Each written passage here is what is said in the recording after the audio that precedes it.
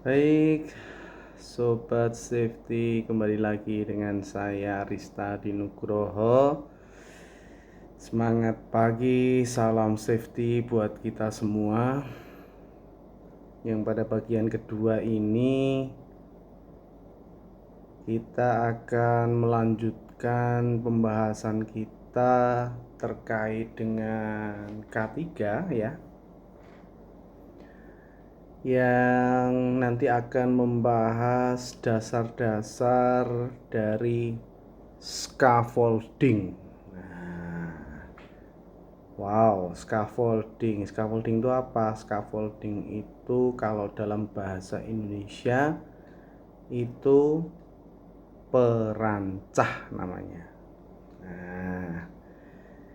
Perancah atau scaffolding menurut Permenakertrans tahun 80 nomor 1 ya.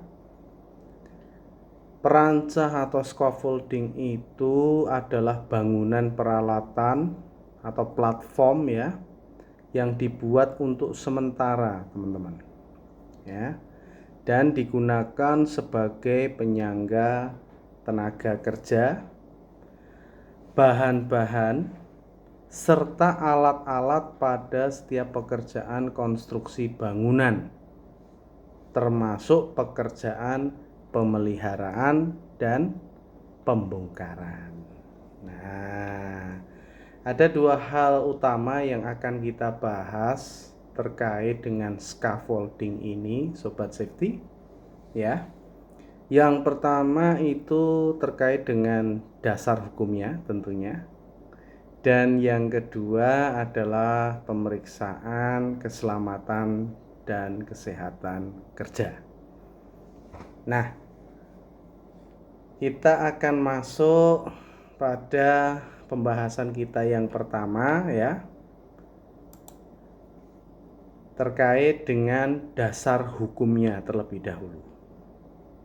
Nah,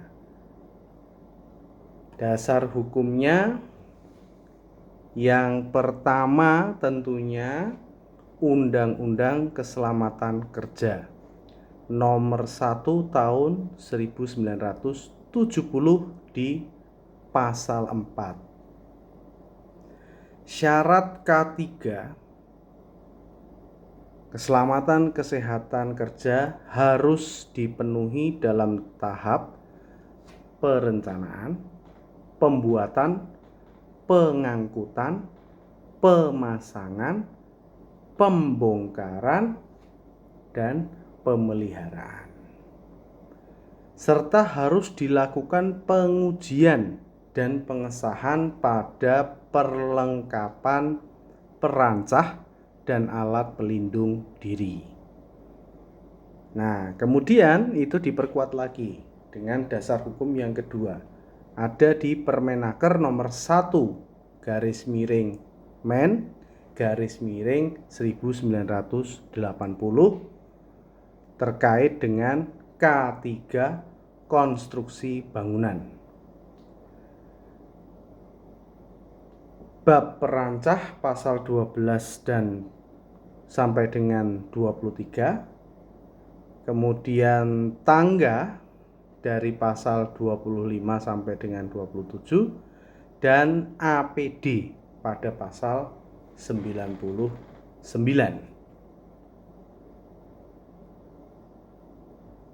Nah, terkait dengan pasal 99 tadi ini, Sobat Safety, penggunaan alat pelindung diri. Yang pertama, jenis sesuai sifat pekerjaan yang dilakukan. Ya. Dan pekerja itu harus menggunakan APD yang tepat. Nah, kemudian diperkuat di keputusan bersama Menaker dan Menpu nomor 174 tahun 1986 serta nomor 104 garis miring KPTS garis miring 1986. Nah, ini terkait bab 3 tentang perancah dan bab 4 tentang tangga kerja. Serta Permenaker nomor 9 nih, tahun 2016 ini yang terbaru dalam pekerjaan pada ketinggian. Nah, ini yang harus kita pahami dasar hukumnya terkait dengan scaffolding atau perancah ini. Nah, kemudian di tahun yang sama di 2016 Permenaker nomor 9 tentang bekerja pada ketinggian itu wajib memenuhi persyaratan K3 Sobat Safety ya. Yang pertama perencanaannya, kedua prosedur kerjanya, ketiga teknik bekerja aman, yang keempat APD, perangkat pelindung jatuh, anchor, dan tenaga kerjanya. Nah, oke, sampai di sini sudah paham semua teman-teman. Nah, kalau sudah paham, kita lanjut ke bagian kedua terkait mengenai pemeriksaan di dalam K3 di dalam keselamatan dan kesehatan kerja terkait dengan pemeriksaan perancah ini. Nah, di situ banyak sekali ya yang harus diperiksa sebagai HSE atau Safety Officer ya, untuk memastikan apa? Perancah itu aman sebelum digunakan. Nah, ini penting banget. Kalau tidak aman, tidak boleh digunakan. Nah, setiap jenis perancah yang akan digunakan itu harus diperiksa dulu. Dicek benar-benar oleh ahli atau petugas perancah. Kalau dalam bahasa kerennya ini harus diperiksa juga oleh scaffolder namanya. Nah, ini aspek pada perancah yang harus diperiksa baik oleh safety officer maupun scaffolder. Ya. Yang pertama, pastikan izin kerja sudah lengkap. Nah, biasanya mencakup apa? JSA ya, job safety analysisnya, kemudian sertifikat dari scaffoldernya, dan izin pembuatan perancah ya, itu nomor 1, paling basic, paling dasar yang harus dipenuhi. Yang kedua, periksa material yang digunakan untuk komponen dan perlengkapan perancah. Pastikan itu dalam keadaan baik, tidak rusak, atau bahkan mungkin cacat. Dan harus terbuat nih dari material khusus yang diizinkan. Nah, ini penting. Material khusus yang diizinkan itu bisa dari material besi, bisa dari material bambu, bisa dari material kayu. Nah, ini yang hanya boleh diizinkan. Kemudian ketiga, lakukan pemeriksaan visual pada semua bagian dari perancah itu sendiri. Di antaranya bagian pondasinya, rangkanya, lantai kerjanya, jalan masuk ke lantai kerja, dan bagian yang paling atas dari konstruksi. Dari konstruksi perancah itu sendiri. Ya. Pastikan tidak berkarat, tidak rusak, tidak cacat, tidak melengkung atau bengkok, atau terdapat bagian-bagian yang tidak layak. Ini secara visual, dicek semuanya. Nah, kemudian baru ke tahap pemeriksaan berikutnya nih. Memeriksa kestabilan bangunan perancahnya itu sendiri. Nah, ini dipastikan betul ya, stabil, tidak gampang goyah. Berarti tanahnya untuk berdirinya perancah itu juga harus apa? Kuat, keras gitu ya. Nah, kalau bagian dasarnya itu lantainya lunak, lembek ya, itu akan bahaya untuk perancah atau scaffoldingnya. Kemudian yang kelima, periksa semua pengunci atau klem ya. Dan ini benar-benar pastikan berfungsi dengan baik untuk mengikat ya. Jadi tidak goyah. Jadi klemnya ini harus berfungsi dengan baik. Nah, kemudian pastikan area untuk penempatan angkor pada full body harness ya, minimal itu setinggi pinggang dewasa.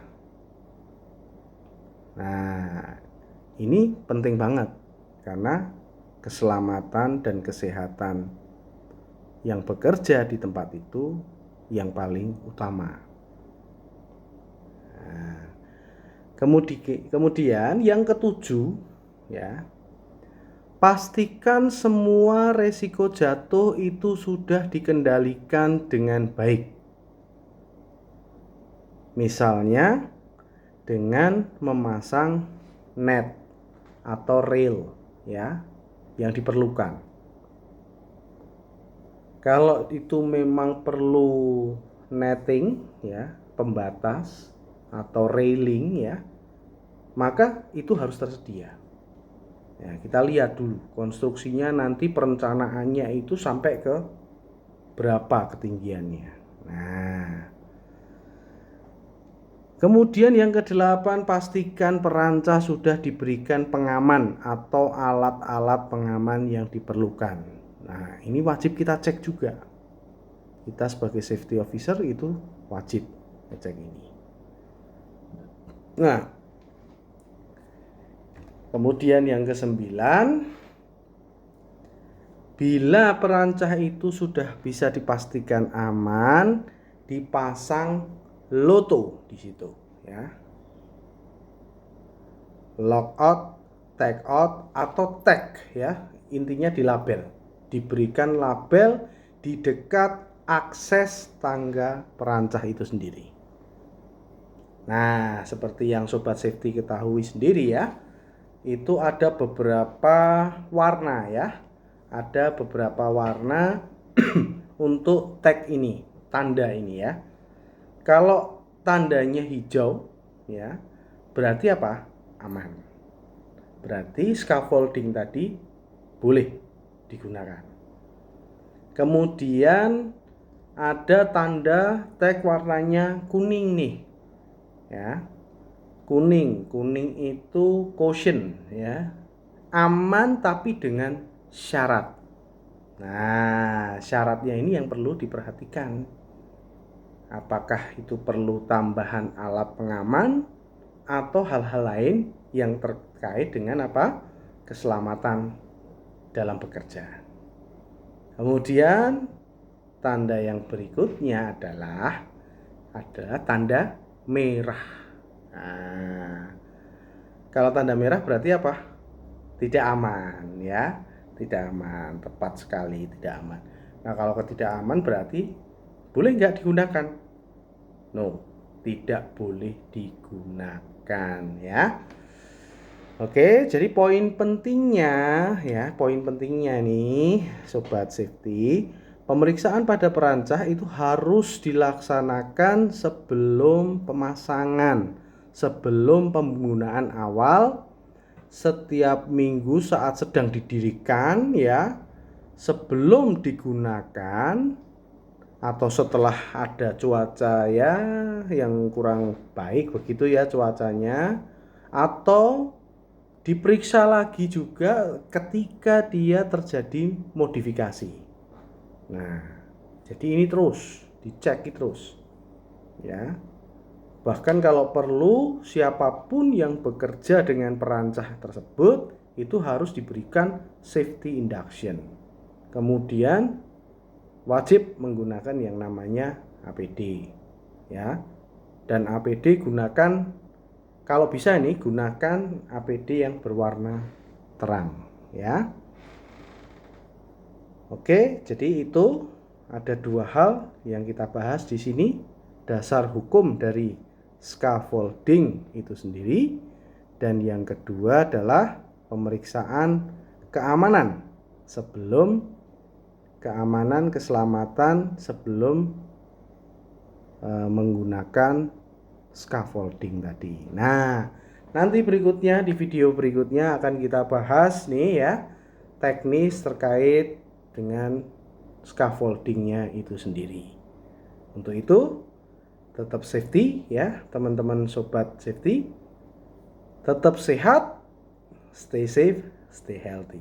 Kita akan bertemu kembali di video berikutnya. Terima kasih sudah menonton ini, dan jangan lupa subscribe channel ini agar dapat selalu berkembang dan bisa bermanfaat buat siapapun yang menontonnya. Oke, salam dari saya Arista Adinugroho. Kita bertemu di channel berikutnya, di video berikutnya. Terima kasih sudah menonton. Oke, jangan lupa subscribe ya, dan klik tombol notifikasinya. Temui saya Arista Adinugroho. Stay safe and stay healthy guys. See you.